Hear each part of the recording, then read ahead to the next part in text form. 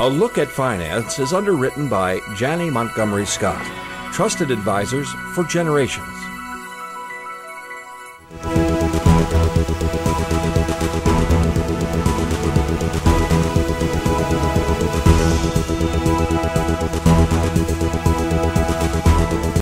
Welcome back. It's Thursday. First Vice President from Janney Montgomery Scott, Stephen Carleton, is here with our weekly Look at Finance. Thanks, David. Hey, good to have you here. We got a lot going on, a lot of national stories, but all of these, of course, trickle down to the local level. Let's start with some jobless numbers. The latest jobless numbers out, pretty much flat. Yeah, this has been something that, every week we're watching this because, like we were talking about last week, is we're looking to see this trend hold. And I said we wanted to see it keep below 345,000. And we consistently are starting to see that. And those numbers, we've tracked them over the last 5 years, we can clearly see it trending down lower. So these numbers in the mid 330 range, not bad at all, getting better. I guess the point here with these job numbers, though, is a lot of these jobs are part-time. There's been a lot of talk about this recently. The companies are hiring part-time. Obviously, when you're hiring somebody part-time, you don't need to give them the benefits. You're saving some money there. Let's take a look at a graph that we have, and let's talk a little bit about this. This is the growth, the percentage of employed people that are now part-time, and it has just been consistently growing over the years. Yeah, and if you see this like from 2009 forward, this is a trend. It's a cost-saving trend. These are companies that have said, there's a lot of cost for hiring a full-time person, the medical coverage, retirement, the benefits, and everything else.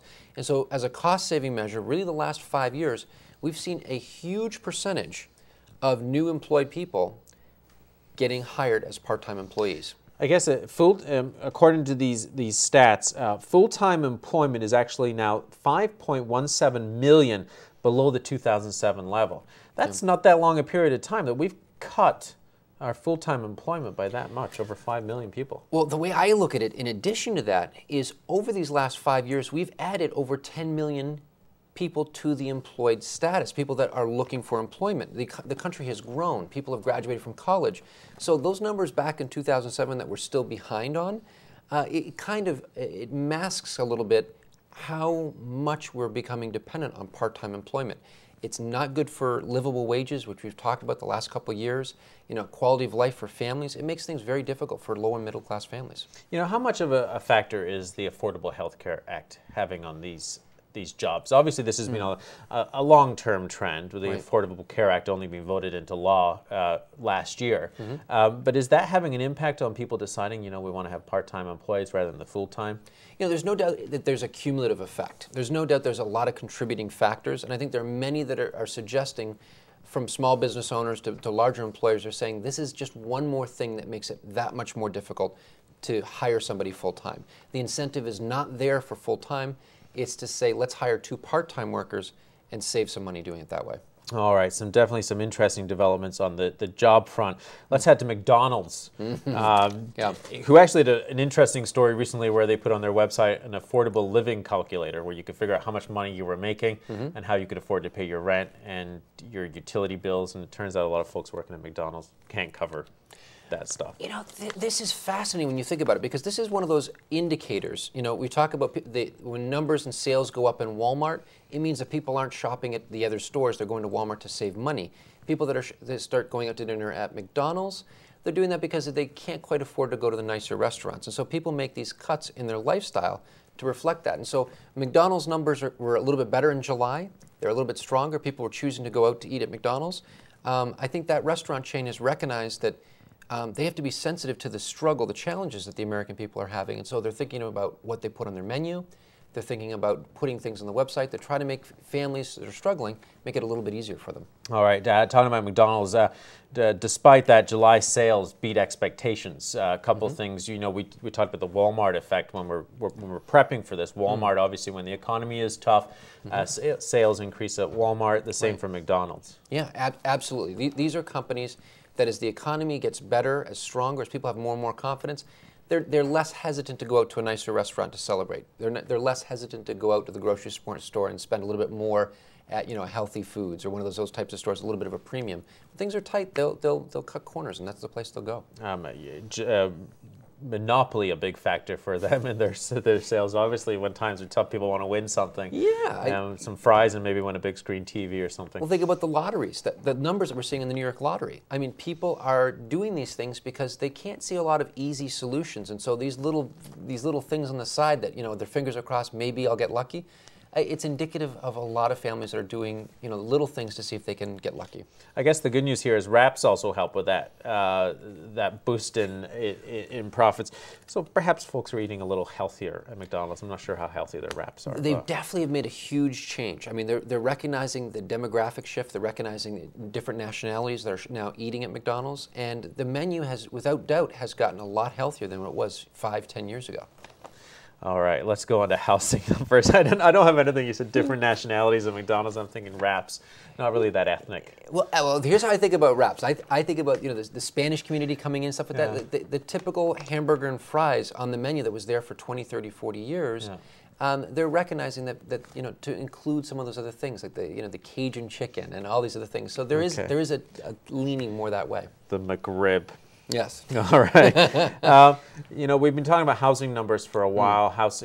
People getting their key in the door of the first home. Mortgage rates obviously are heading up. I was talking to a real estate agent this past weekend, and she was saying how difficult it is right now to selling houses because mortgage rates are rising, and unless you locked in at a lower rate earlier on, you're in a little bit of trouble. So it's that buying your first home or renting, and there, it seems to be more people are going the renting route. Well, this shift that we're seeing for first-time home buyers is something that a lot of people are concerned about. And it's not just young people buying homes, it's the people that are elderly, retirees, that are thinking of selling their homes. If the buyers aren't coming into the market because they can't afford the 20% down payment, or they have significant student loans that they had to get in order to get a job, and the jobs that they're getting are consulting or part-time jobs, these are just a cumulative effect for these young people that are looking at it saying, we can't risk trying to stretch and buy a home. And so they're choosing to rent. And that's why we see these rent numbers are just exploding to the high side, because there's so much more of that being developed and built out because that's where the demand is. An interesting thing, obviously it's hard to buy your first home, but renting, say in a place like Saratoga Springs, if you look at some apartments, you're not going to get an apartment in this town under $700 unless you got roommates. I was going to say $1,100, $1,200 for an apartment in this town. It's not cheap at all. It's not cheap at all. And if you're looking, if you want to make that connection to our first story, part-time workers, I mean, how do you afford these things? Yeah, this is something that more and more, being in a small community and being part of this community, you hear people talking about it at barbecues. You hear about sitting beside people at the track over the weekend.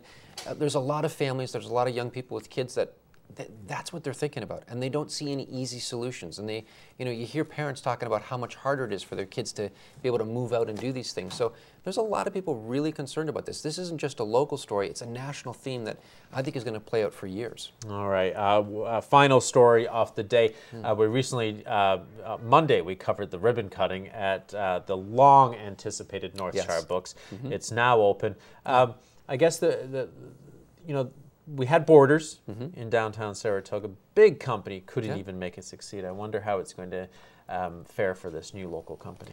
I'm a big believer in small businesses. I love searching them out. I love the personal service that you get with somebody that's personally invested in taking care of their clients and the customers.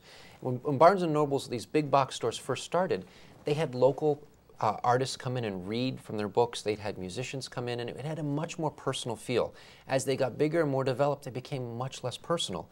I think this small bookstore that recognizes the importance of the customer and having the customer come in and figuring out what they're looking for, how to help them get what they're looking for, getting books that are harder to obtain, that maybe are not as commercially viable, that little niche kind of strategy, it really resonates with them. And I got a chance to go into the bookstore the other day, and I wasn't 20 feet in the door that somebody came over to me and said, is there something that you're interested in? Can I talk to you a little bit about what's just come out this week in the books? And they started to talk, and it was really nice because I used to go to Barnes & Noble's and I'd walk in and out of there all the time, and nobody ever came up to me and asked me questions like that. So, my fingers are crossed. I mean, this is a great local story, and small businesses is just, this is the lifeblood of the community. It's a lifeblood of good working wages for a lot of these types of businesses, and so we're rooting for them, and it's a great little store. You should check it out. Well, now two choices. You've got the local bookstore downtown and Barnes & Noble, which is out in Wilton. Borders, which of course is the one that Borders, did not make it because they weren't quick enough to adapt to the Kindle market. Yeah, that was definitely a big challenge. But the other thing was, as I think it was the personal customer service. When you don't know your customers and you don't interact with them, it's hard to keep them. All right, Stephen Carleton, First Vice President, Thanks, Janney David. Montgomery Scott. Doesn't get any more local than this. Now, to see this and all our Look at Finance segments, head to the website. It's looktvonline.com. And stay with us. Up next, I'm going to recap of today's top stories, final check on your forecast. But right now, here's In Your Neighborhood.